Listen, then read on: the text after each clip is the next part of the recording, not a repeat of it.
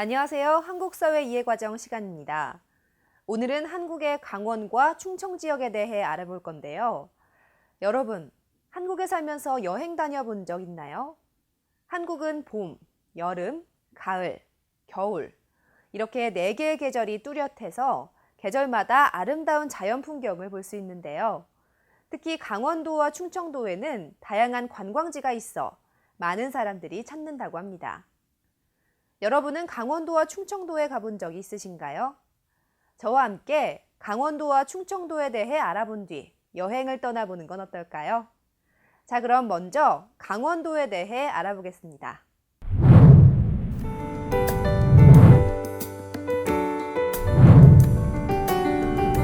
한반도 중앙의 동쪽에 위치한 강원도는 전체 면적의 80% 이상이 산으로 돼 있는데요. 2014년을 기준으로 강원도의 인구는 155만 명입니다. 강원도는 남한에서 가장 북쪽에 위치해서 다른 지역보다 춥고 눈이 많이 내리는데요. 태백산맥을 기준으로 강원도의 동쪽을 영동지방, 서쪽을 영서지방이라고 부릅니다. 태백산맥이 서쪽에서 불어오는 추운 기운을 막아주기 때문에 영동지방이 영서지방에 비해 조금 따뜻한 편입니다. 영동지방은 가파른 산자락이 동해와 맞닿아 평지가 좁고 대관령, 미시령, 진부령, 한계령 등 높은 고갯길을 만들어 교통이 불편하지만 산과 바다 사이에 많은 령과 계곡이 위치하고 있어 그 경관이 아름답습니다. 한편 영서지방은 영동지방에 비해 땅의 모양이 경사를 이루지 않고 대부분 고원으로 돼 있는데요. 때문에 논보다 밭이 많은 것이 특징입니다. 강원도의 산촌에서 솟아오른 작은 샘물은 그 줄기가 모여 맑은 시냇물을 이루고 한강과 낙동강의 시작지가 되고 있는데요. 특히 북한강에는 평화의 댐, 소양강댐 등 여러 개의 댐이 있습니다. 강물의 생태계가 잘 보존돼 있고 주변 환경이 깨끗해서 다양한 물고기가 살고 있습니다. 강원도는 산이 많은 산악지방과 동해바다가 있는 해안지방이 있어서 각 지방마다 날씨도 다르고 생산되는 음식도 다른데요. 함께 알아볼까요? 해안지방에는 생태, 오징어, 해조류, 참나물 등을 이용한 음식이 많은데요.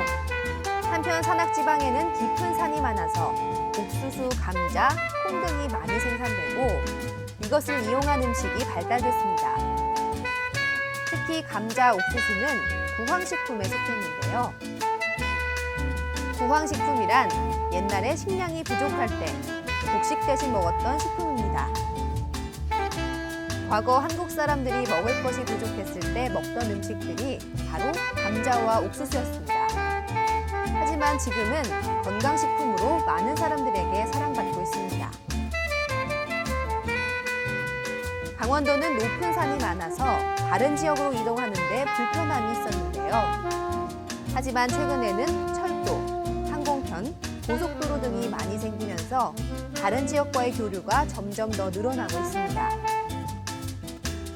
강원도는 특히 자연경관이 뛰어나서 수많은 관광지가 있는데요.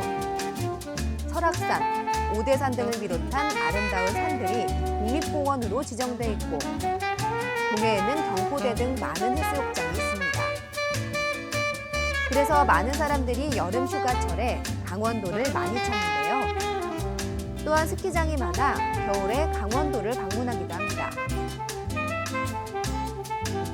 한편 강원도는 지하 광물 자원이 풍부해 석탄 등을 채굴하는 광산 산업이 매우 발달했던 곳인데요. 지금은 석탄을 사용하는 사람들이 줄어들면서 광산들이 사라졌지만 강원도 태백시에 위치한 석탄 박물관에서 광산의 역사를 살펴볼 수 있습니다.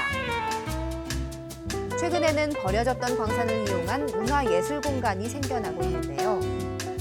정선군에 위치한 삼탄 아트마인은 폐광시설을 그대로 보존하면서 옛날 광부들의 생활 모습과 함께 현대적인 예술 작품들을 체험해 볼 수 있도록 만든 문화예술광산입니다. 지금까지 강원도의 특징을 살펴봤는데요. 강원도의 관광산업이 발달한 이유는 무엇일까요? 첫째, 기후가 좋습니다. 여름에는 다른 지역보다 시원하기 때문에 더위를 피해 휴가를 즐기기 좋고, 겨울에는 눈이 많이 내려서 스키 등 겨울 스포츠를 하기 좋습니다. 둘째, 아름다운 산과 바다가 펼쳐져 있습니다.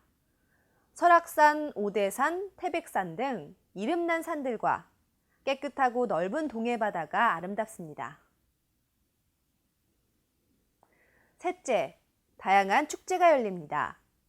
대관령 눈꽃축제, 경포 해돋이 축제 등 아름다운 자연경관을 볼 수 있는 축제가 곳곳에서 열립니다.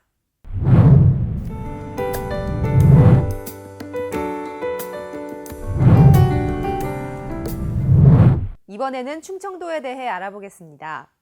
충청도는 충청북도와 충청남도가 합쳐져서 부르는 지명인데요. 충청도는 남한의 중간 부분에 위치해 있고 수도권과 경상도, 전라도를 이어주는 교통의 중심지 역할을 하고 있습니다.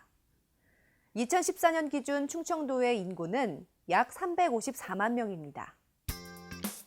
충청북도는 유일하게 바다가 접하지 않은 지역으로 동쪽으로 경상북도, 서쪽으로 경기도와 충청남도, 북쪽으로 강원도, 남쪽으로 전라북도와 맞닿아 있는데요. 이러한 지리적 이점을 살려 충청북도 청주에는 국제공항이 있습니다. 충청북도에는 호수로 유명한 충주와 철쭉이 많이 피는 소백산 등이 있어 많은 사람들이 찾고 있습니다. 충청 지역에는 철도, 고속도로, 일반 국도, 지방도, 시군도가 통과하는데요. 철도는 경부선, 충북선, 중앙선, 경부선 KTX가 지나갑니다. 천안에서 공주, 부여, 논산으로 통하는 도로는 한성과 호남 지방을 잇기 때문에 중요한 역할을 했는데요. 금강 역시 20세기 초까지 물자 수송에서 큰 몫을 했습니다.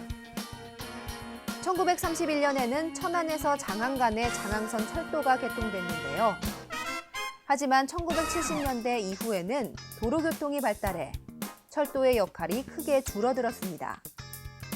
충청도는 산으로 둘러싸여 있어서 농업이 발달했는데요. 고구마, 쌀, 보리와 같은 곡식들과 배추, 호박과 같은 채소들이 많이 생산되고 있습니다. 반면 남도에서는 서해를 끼고 있어서 해산물이 풍부한데요. 또한 쌀과 보리 등 다양한 곡식이 많이 생산되고 있습니다. 충청남도에는 옛날 백제의 수도였던 공주와 부여가 있어 많은 문화유적들을 찾아볼 수 있는데요. 또한 논산평야, 예당평야 등 많은 논과 밭이 있어서 농업이 발달했고 일조량이 풍부해 배나 포도, 사과 등이 많이 재배됩니다. 충청도는 옛날부터 자연 풍경이 아름답고 사람들의 인심이 순박해 유명한 인물이 많이 배출됐는데요. 조선의 유명한 정치가인 송시열과 시인인 정철 등이 있습니다. 충청도는 또한 과거 신라 백제 고구려의 접경 지역으로 세 나라의 문화가 고루고루 발달하기도 했는데요. 조선 초기에 음악 체계를 정리한 박연과 한국 전통악기인 가야금을 훌륭하게 연주한 우륵이 바로 충청도에서 태어났다고 합니다. 대전광역시는 충청 지역의 대표적인 대도시인데요. 이곳에는 과학산업단지가 있어 과학기술 발전에 중요한 역할을 하고 있습니다. 대전에서는 1993년 세계 과학 엑스포가 개최됐고 내년 10월에 대전 사이언스 페스티벌이 열리고 있습니다. 최근에는 국토의 균형 발전을 위해 충청 지역에 세종특별자치시가 만들어졌는데요. 서울에 있던 정부의 주요 기관들이 세종특별자치시로 이전하면서 충청 지역이 행정의 새로운 중심지 역할을 하고 있습니다. 세종시에는 2012년 9월 총리실 이전을 시작으로 기획재정부, 공정거래위원회, 농림수산식품부, 국토해양부, 환경부가 이전했는데요. 2013년에는 교육부, 문화체육관광부, 지식경제부, 보건복지부, 고용노동부, 국가보훈처 등이 세종시로 옮겨왔습니다. 2014년까지 16개 중앙행정부처와 20개 소속기관들이 이전을 마무리하면서 세종시는 행정중심 복합도시로서의 위상을 갖추게 됐는데요. 정부에서는 행정기관을 이전함으로써 수도권의 인구 및 자원이 집중된 현상을 일부 해소하고 나라의 균형 발전에도 도움이 될 것으로 기대하고 있습니다. 지금까지 한국의 강원도와 충청도에 대해 알아봤는데요. 배운 내용을 정리해 볼까요?